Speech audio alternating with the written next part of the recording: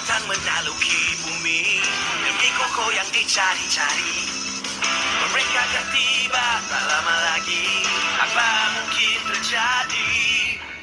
Jadi kita perlukan penyelamat bumi.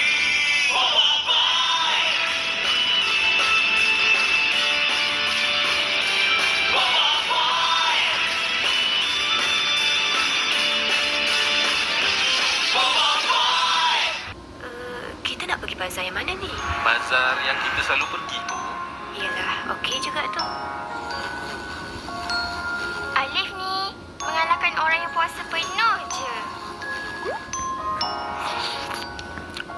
Nyam-nyam.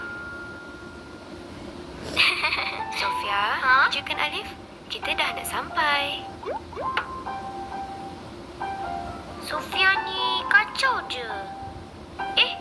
Mana aiskrim Alif? Aiskrim? Oh, Alif tak puasa ya? Puasa? Separuh hari je.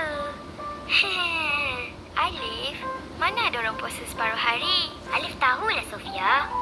Tapi, kenapa Alif kena puasa? Bukan Alif je, tapi semua umat Islam kena berpuasa di bulan Ramadan. Selain menahan lapar dan dahaga, kita juga menjaga kesihatan dan kawal perasaan. Kawal perasaan tu. Alif, Sofia, tak boleh marah-marah atau beli makanan banyak-banyak lepas tu membazir. Kita kena bersyukur dengan nikmat yang Allah beri kerana dapat berpuasa dengan baik. Ya, Mama. Yeay, kita dah sampai.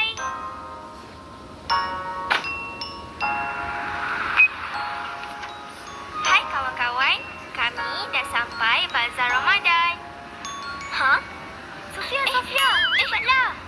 Alif, sabar. Sofia nak rakam ni. Kejap ya kawan-kawan.